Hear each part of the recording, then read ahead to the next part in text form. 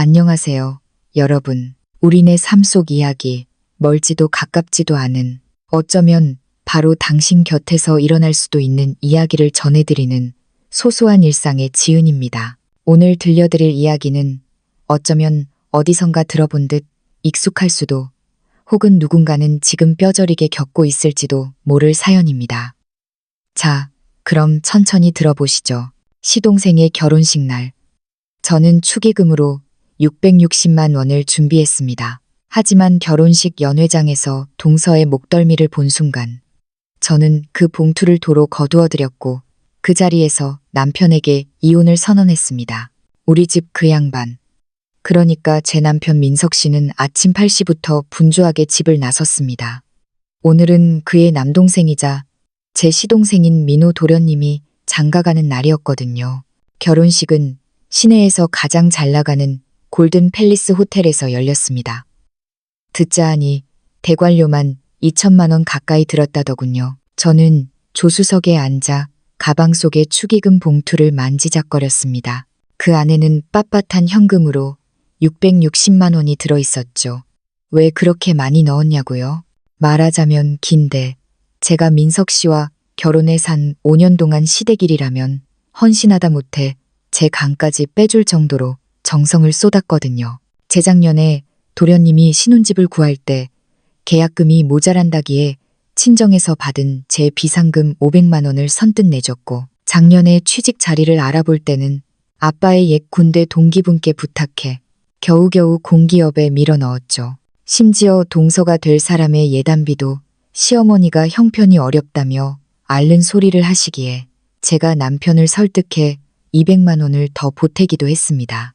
이번 결혼식은 도련님이 드디어 자리를 잡는구나 싶기도 하고 660만 원이라는 숫자가 모든 일이 순조롭게 풀리라는 의미도 있어서 형수로서 마음을 담은 거였죠.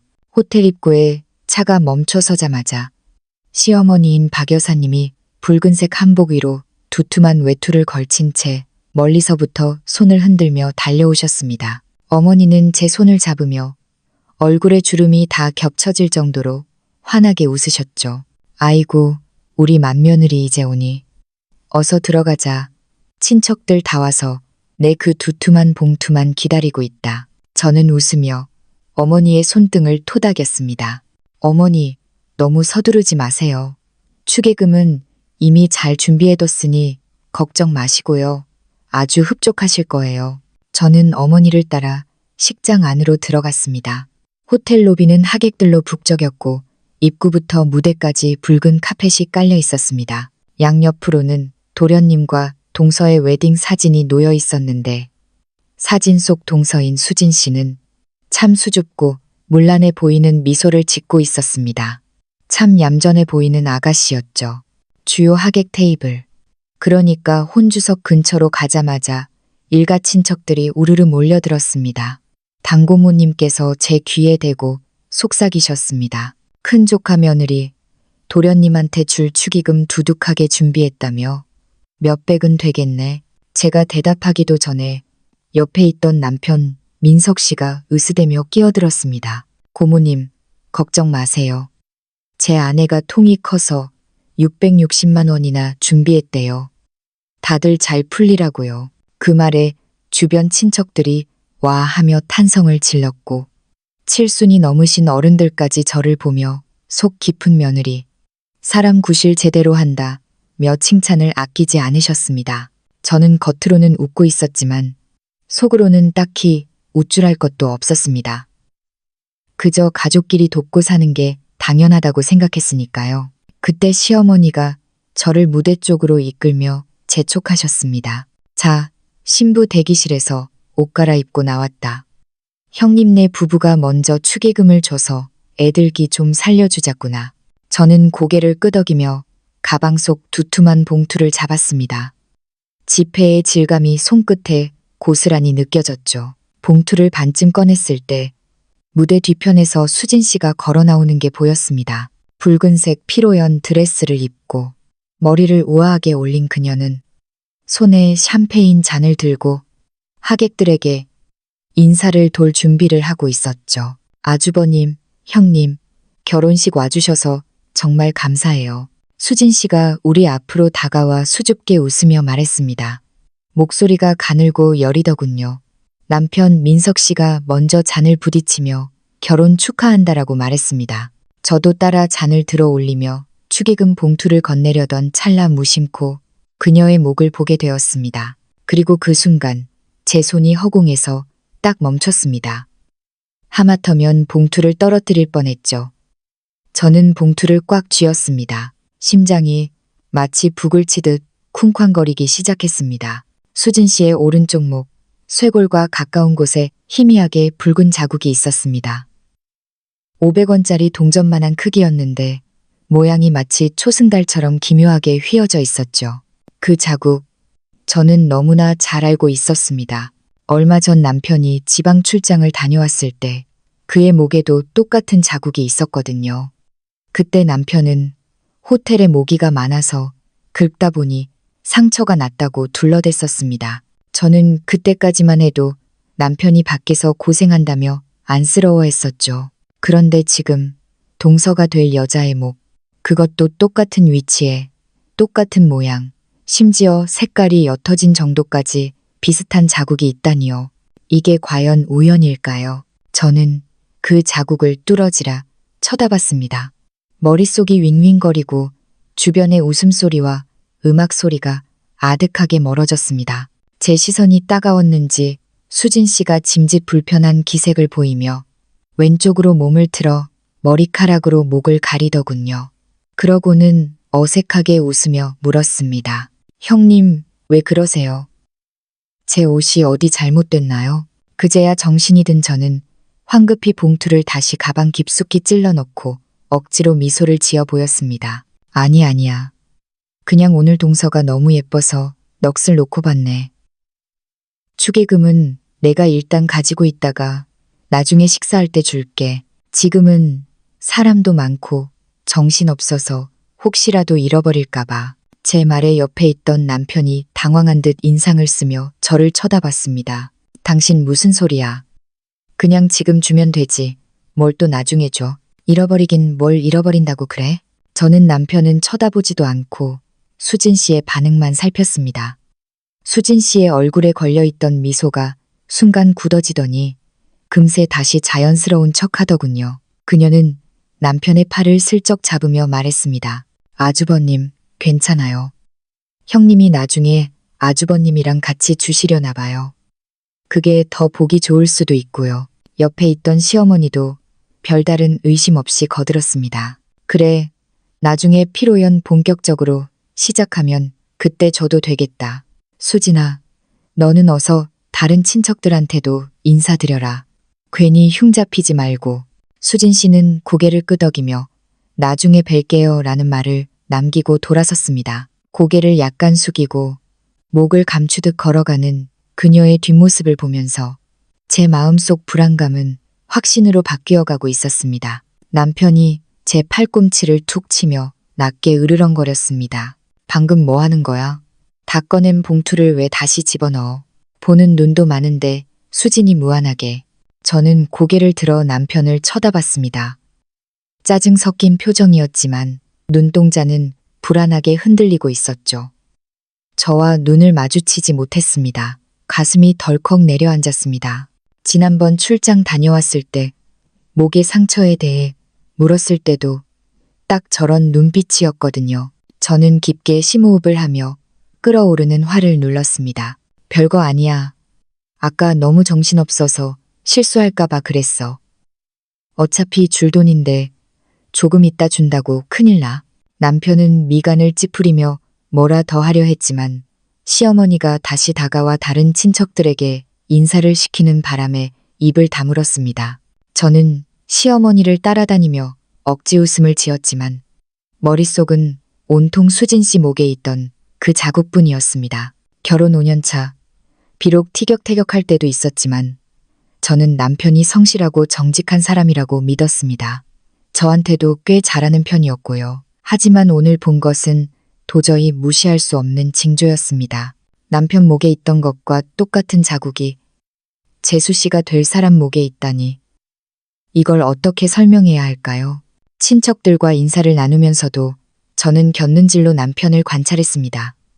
그는 시동생 민호와 나란히 서서 이야기를 나누면서도 시선은 자꾸 수진 씨 쪽을 향하고 있었습니다. 그 눈빛은 제가 알던 재수 씨를 챙기는 아주버님의 눈빛이 아니었습니다. 그건 연인 사이에서나 볼 수 있는 애틋함과 걱정이 담긴 눈빛이었죠.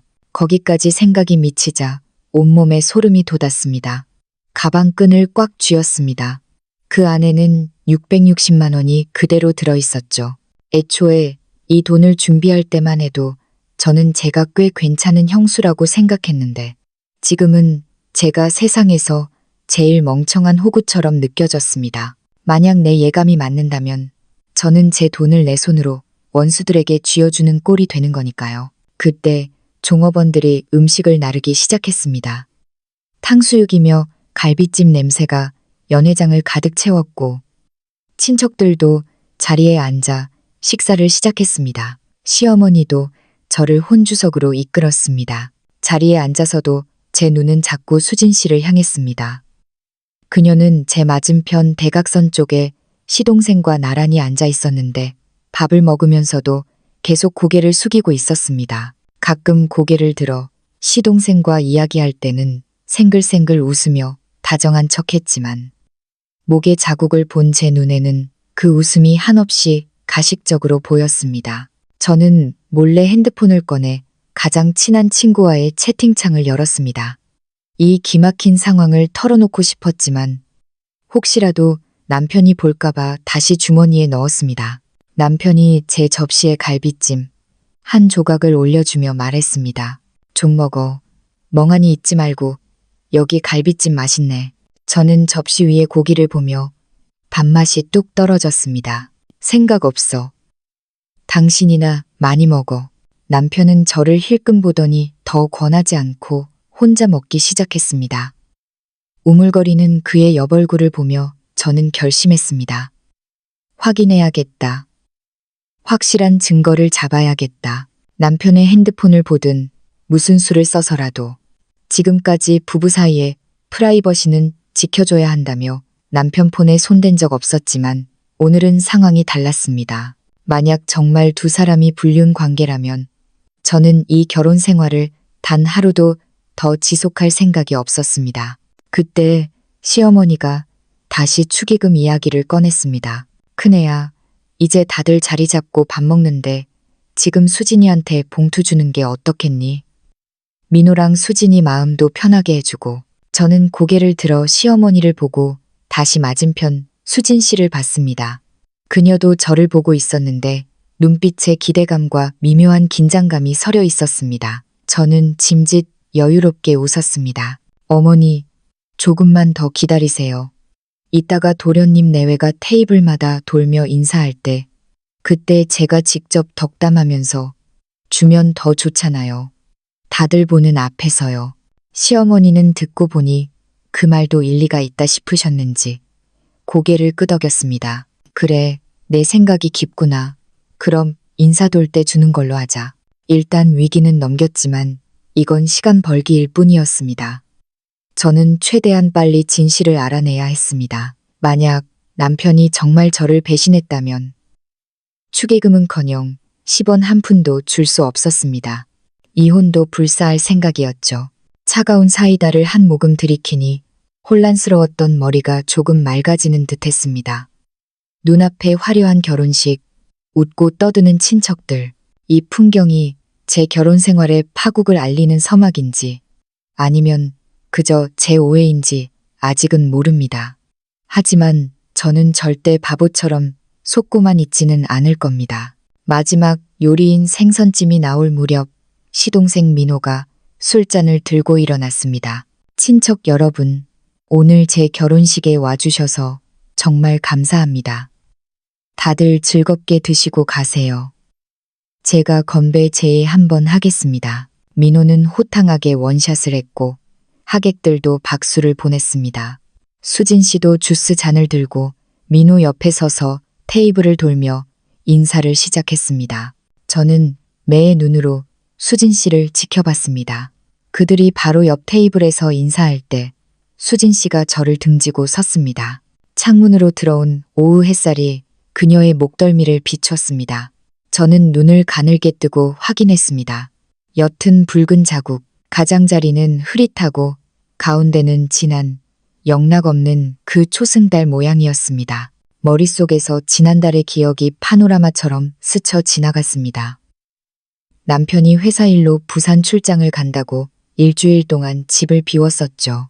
돌아오던 날 밤, 옷을 정리해 주려다 남편 목 오른쪽에서 저 자국을 발견했습니다. 목은 왜 그래?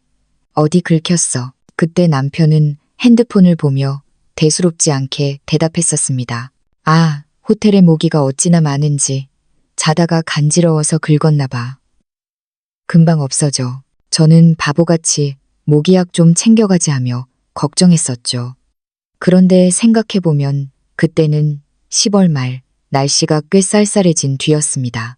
호텔 난방 때문에 모기가 있을 순 있다 쳐도 모기 물린 자국이 어떻게 초승달 모양이 됩니까? 게다가 긁어서 생긴 상처라면 딱지가 안 잡겠죠. 왜 그때는 의심하지 못했을까요? 젓가락을 쥔 손에 힘이 들어갔습니다. 언니, 왜 생선 안 드세요? 이거 살이 통통하니 맛있는데. 옆에서 시누이인 민지 아가씨가 생선살을 발라 제 접시에 놓아주며 말했습니다. 민지는 남편보다 2살 어린 여동생으로 저와는 사이가 꽤 좋았습니다. 저는 얼른 표정을 풀고 대답했습니다. 고마워요, 아가씨. 잠깐 딴 생각하느라. 민지는 눈을 깜빡이더니 제 귀에 대고 속삭였습니다. 언니, 오빠랑 싸웠어요? 아까부터 두 분 말도 안 하시고 분위기가 좀 쌩한데요. 순간 민지에게 자국 이야기를 할까 싶었지만 참았습니다. 민지가 놀라서 소란이라도 피우면 시어머니와 도련님 얼굴에 먹칠하는 꼴이 될 테니까요. 저는 고개를 저으며 그냥 피곤해서 그렇다고 둘러댔습니다. 그때 드디어 민호와 수진 씨가 우리 테이블로 왔습니다. 민호가 먼저 술을 따르며 말했습니다. 형수님. 그동안 저 뒷바라지 해주시느라 고생 많으셨어요. 특히 형수님. 저 취직시켜주시고 집 구할 때 돈도 보태주시고 평생 잊지 않겠습니다. 제가 수진이랑 잘 살아서 보답할게요. 민호는 진심으로 고마워하고 있었습니다. 저는 씁쓸한 미소를 지으며 잔을 부딪혔습니다. 민호 도련님, 수진 씨랑 행복하게 잘 살아요. 그게 보답이에요. 다음은 수진 씨 차례였습니다. 그녀는 시어머니와 건배를 하고 나서야 쭈뼛거리며 저와 남편 쪽으로 돌아섰습니다. 제 앞에서는 유독 동작이 느려졌고 습관처럼 머리카락을 목 쪽으로 쓸어내리더군요. 저는 일부러 몸을 앞으로 숙이며 그녀의 목 쪽을 뚫어지라 쳐다보며 말했습니다. 수진 씨, 오늘 고생 많네. 결혼 축하해. 민호 도련님이랑 알콩달콩 잘 살고 얼른 예쁜 조카도 보여주고. 제 시선을 느낀 수진 씨의 얼굴이 순식간에 홍당무처럼 빨개졌습니다. 그녀는 고개를 푹 숙인 채 기어들어가는 목소리로 감사합니다. 형님하고는 서둘러 주스를 마셨습니다. 손이 떨려 주스가 쏟아질 뻔했죠. 그때 남편이 얼른 끼어들었습니다. 재수 씨, 당신 형수한테 너무 어려워할 것 없어. 이제 한 식구인데 편하게 해. 남편은 그러면서 수진 씨에게 윙크하듯 눈짓을 보냈습니다. 아주 찰나였지만 저는 놓치지 않았습니다. 저 눈짓, 예전에 저와 연애할 때 나만 믿어라는 신호로 보내던 그 눈짓이었습니다. 그런데 그걸 지금 재수 씨한테 보낸다고요? 피가 거꾸로 솟는 기분이었습니다. 수진 씨가 서둘러 다음 친척에게로 이동하자 저는 그녀의 뒷모습을 보며 확신을 굳혔습니다. 저 불안해하는 태도, 남편과의 은밀한 신호, 두 사람은 분명 뭔가 있습니다. 당신 아까부터 왜 그렇게 수진이를 뚫어지게 봐? 남편이 제 귓가에 대고 불만 섞인 목소리로 따졌습니다. 오늘 주인공이잖아. 신부가 예뻐서 좀 봤는데 왜 보면 안 돼? 아니, 안 되는 건 아닌데 눈빛이 꼭 무슨 취조하는 형사 같잖아. 애 불편하게. 취조라니. 내가 내 동서 예뻐서 쳐다보는데 별소릴 다 하네. 근데 당신은 아까 왜 윙크했어? 둘이 뭐 나 모르는 비밀이라도 있어? 제가 갑작스럽게 쏘아붙이자 남편이 당황하며 손사래를 쳤습니다. 무슨 윙크야? 눈에 먼지가 들어가서 그랬지. 그리고 비밀은 무슨 비밀? 그냥 긴장하지 말라고 그런 거지. 그래? 난 또 당신이 나보다 재수 씨를 더 챙기는 것 같아서 질투 나려고 하네. 나 감기 걸렸을 때는 약 한 번 안 사다 주더니 제 목소리가 커지자 시어머니가 얼른 중재에 나섰습니다. 아이고 큰애야. 민석이가 동생 색시 챙기느라 그런 거지 별뜻 있겠냐. 5년 산 부부가 그런 걸로 토라지면 못 써. 주변 친척들도 맞아. 맏며느리가 이해해라며 거들었습니다. 저는 입을 다물었지만 속으로는 냉소를 삼켰습니다. 어머니는 아들이 사고 칠까봐 감싸시는 거겠지만 그 아들이 며느리 가슴에 대못을 받고 있다는 건 꿈에도 모르시겠죠. 그때 민지 아가씨가 불쑥 말했습니다. 그러고 보니 아까 언니 말대로 수진 언니 목에 붉은 게 있네. 어디 알레르기 났나? 계속 긁는 것 같던데. 제 심장이 쿵 뛰었습니다. 그래, 나도 아까 봤는데 화장품이 묻은 줄 알았어. 혹시 피부병이라도 있는 거 아냐? 도련님한테 병원 가보라고 해야겠네. 남편의 얼굴이 사색이 되었습니다. 무슨 알레르기야. 아까 메이크업 받다가 살짝 긁혔다더라. 별거 아니니까 신경 꺼. 민지 너도 괜히 쓸데없는 소리 하지 말고. 아, 그래. 난 또 걱정돼서 그랬지. 민지는 고개를 끄덕이고 말았지만 저는 남편의 과민 반응을 보며 확신을 100%로 굳혔습니다. 메이크업 하다 긁혔다. 아까는 목이라며 말이 앞뒤가 안 맞잖아요. 이후 저는 식사도 하는 둥 마는 둥 하며 두 사람을 감시했습니다. 남편은 화장실을 간다.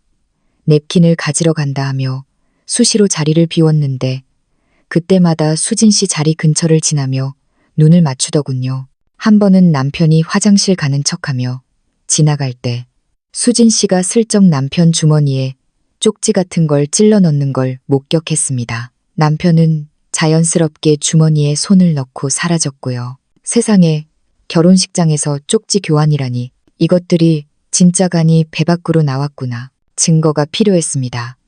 저 쪽지 아니면 남편 핸드폰, 남편 폰 비밀번호는 제 생일이었습니다. 바꿨을지도 모르지만 시도해볼 가치는 있었죠. 마침 시어머니가 화장실에 가신다기에 제가 모시고 가겠다고 따라 나섰습니다. 남편은 아직 화장실에서 안 돌아온 상태였고 그의 핸드폰은 테이블 위에 뒤집혀 있었습니다. 화장실 앞에서 시어머니를 기다리는데 남자 화장실에서 남편이 나왔습니다. 저를 보고 흠칫 놀라더군요. 당신 여기 왜 있어? 어머니 모시고 왔어. 당신은 배 아파? 어제 먹은 게 체했나? 속이 좀 안 좋네. 그래? 근데 당신 폰 테이블에 두고 왔더라.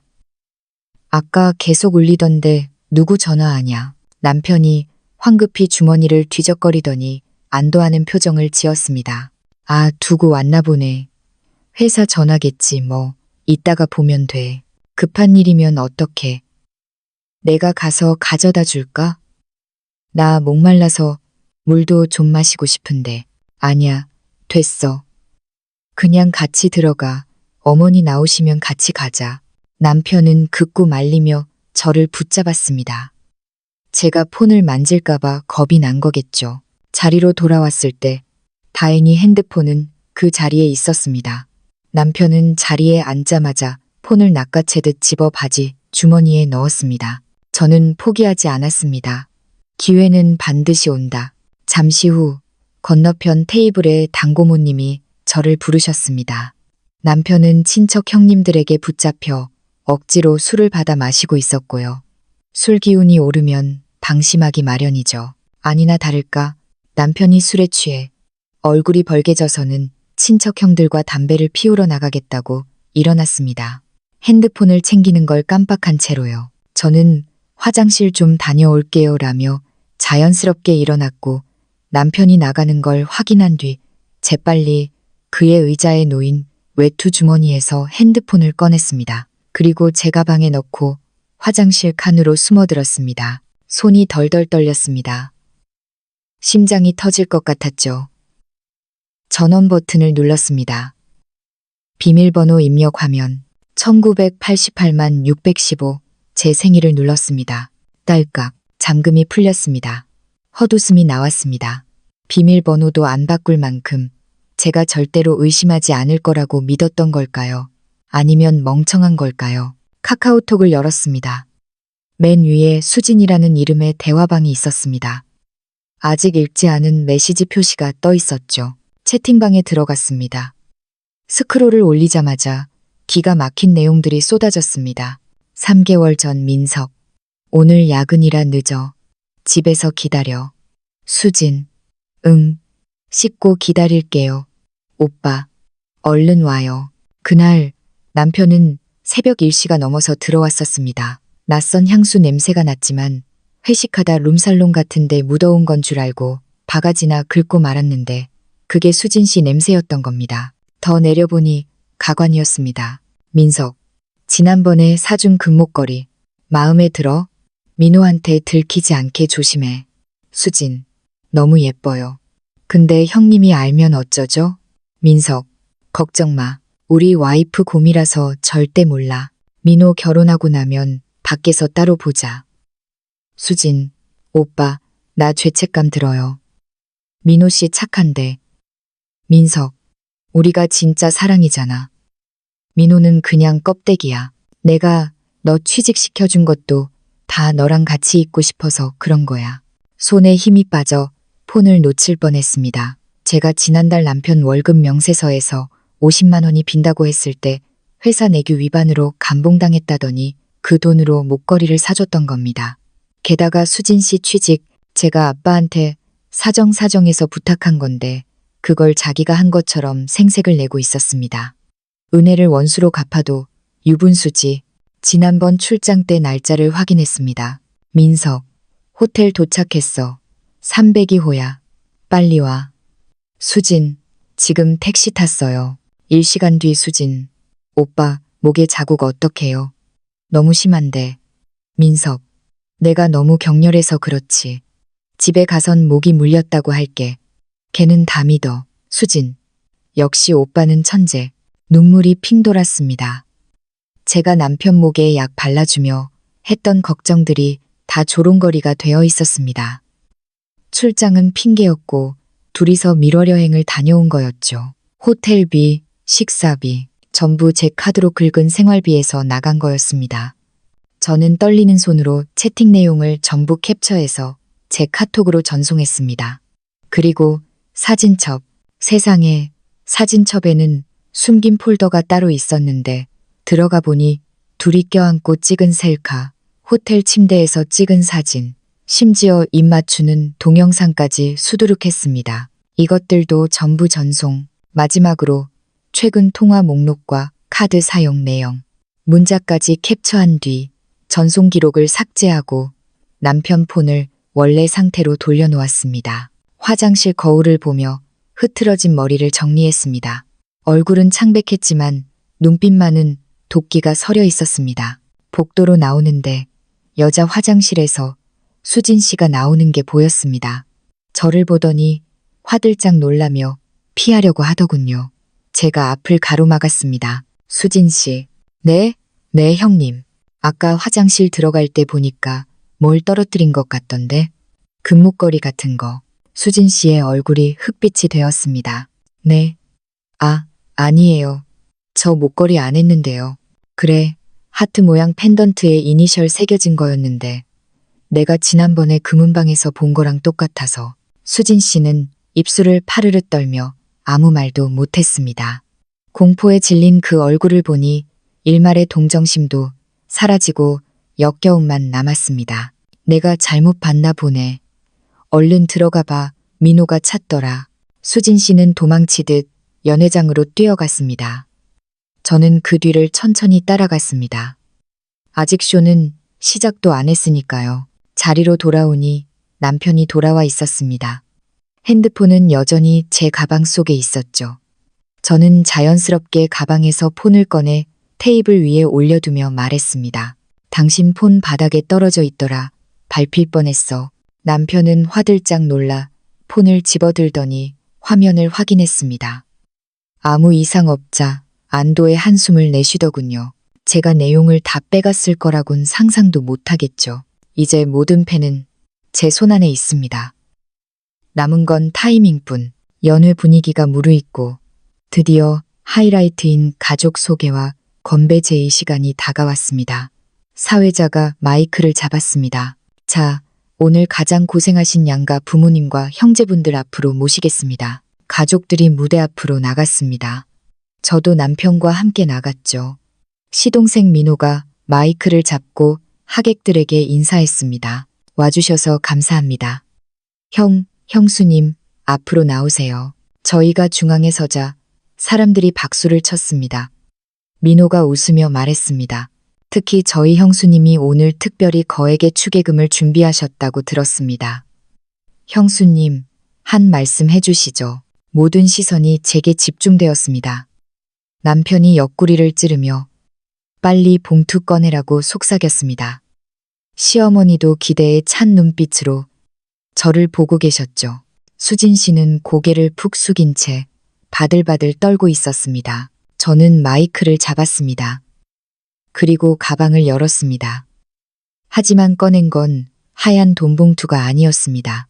제가 꺼낸 건 남편 차조수석 글로브 박스 안쪽 깊숙한 곳에서 찾아낸 아까 차에 다녀온 척하며 찾아냈죠. 빨간색 주얼리 상자였습니다. 사람들이 웅성거리기 시작했습니다. 저게 뭐지? 돈이 아닌데? 남편의 표정이 굳어졌습니다. 수진 씨는 거의 쓰러질 듯 비틀거렸습니다. 저는 상자를 열어 금목걸이를 꺼내 높이 들었습니다. 여러분, 제가 준비한 선물은 이겁니다. 3개월 전 제 남편이 50만 원을 주고 산 금목걸이입니다. 장내가 찬물을 끼얹은 듯 조용해졌습니다. 이 목걸이 뒤에는 이니셜이 새겨져 있습니다. SJ, 제 이름은 지은인데 과연 SJ는 누구일까요? 저는 천천히 시선을 돌려 수진 씨를 바라봤습니다. 민호가 당황해서 물었습니다. 형수님, 그게 무슨... 수진아, 너 혹시 이거 알아? 수진 씨는 울음을 터뜨리며 주저앉았습니다. 저는 핸드폰을 꺼내 마이크에 대고 미리 준비해둔 녹음 파일 하나를 틀었습니다. 사실 아까 화장실에서 남편 폰을 뒤질 때 통화 녹음 파일도 하나 발견했거든요. 녹음 내용 민석, 수진아, 사랑해. 민호랑 결혼해도 우리 사이 변치 말자. 수진, 오빠, 나 너무 무서워요. 들키면 어떡해? 민석, 안 들켜. 내가 다 알아서 할게. 스피커를 통해 남편과 수진 씨의 적나라한 목소리가 연회장에 울려 퍼졌습니다. 경악한 하객들의 비명이 터져 나왔습니다. 시어머니는 비명을 지르며 가슴을 부여잡았고 민호는 믿을 수 없다는 표정으로 형과 신부를 번갈아 쳐다봤습니다. 남편이 제 팔을 낚아채려 달려들었습니다. 미쳤어? 지금 뭐 하는 짓이야? 저는 그를 뿌리치고 소리쳤습니다. 미친 건 당신들이지. 시동생 결혼할 여자랑 바람난 주제에 나한테 축의금까지 뜯어내려 해. 내가 바보 천치로 보여? 저는 준비해둔 사진 호텔 입구에서 찍힌 사진. 남편 차에서 발견한 것들을 허공에 뿌렸습니다. 사진들이 꽃가루처럼 흩날리며 두 사람의 불륜 행각을 만천하에 알렸습니다. 이민석, 우리 이혼해. 위자료, 재산 분할. 내가 가져갈 수 있는 건 1원 하나까지 다 가져갈 거야. 그리고 박 여사님, 아들 교육 잘 시키셨네요. 형제가 한 여자를 두고 참 대단한 집안입니다. 민호가 울부짖으며 남편의 멱살을 잡았습니다. 형, 이게 사실이야. 형이 어떻게 나한테 이럴 수 있어. 난장판이 되었습니다. 수진 씨네 부모님은 기절초풍에서 쓰러지고 친척들은 욕설을 퍼붓기 시작했습니다. 저는 그 아수라장 속에서 가방을 챙겨들었습니다. 660만 원이 든 봉투는 그대로 제 가방 속에 있었죠. 이 돈은 제가 새 인생 출발하는데 보태 쓰겠습니다. 더러운 당신들한테 주기엔 내 피 같은 돈이 너무 아까우니까. 저는 뒤도 돌아보지 않고 식장을 빠져나왔습니다. 등 뒤에서 시어머니의 통곡 소리와 남편의 고함 소리가 들렸지만 하나도 슬프지 않았습니다. 오히려 10년 묵은 체증이 내려가는 듯 시원했습니다. 밖으로 나오니 차가운 가을바람이 불어왔습니다. 저는 핸드폰을 꺼내 친정엄마에게 전화를 걸었습니다. 엄마, 나야. 나 지금 집에 갈게. 가서 다 설명할게. 나 이혼할 거야. 수화기 너머 엄마의 놀란 목소리가 들렸지만 저는 밤하늘을 올려다보며 미소 지었습니다. 오늘 밤은 별이 유난히 밝았습니다. 이제야 비로소 제 진짜 인생이 시작되는 기분이었습니다. 이게 바로 제 시동생 결혼식 날 벌어진 660만 원 회수 사건의 전말입니다.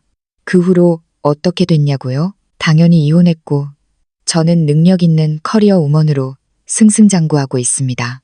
전 남편과 그 집안이요. 풍비박산 났다는 소문만 들리더군요.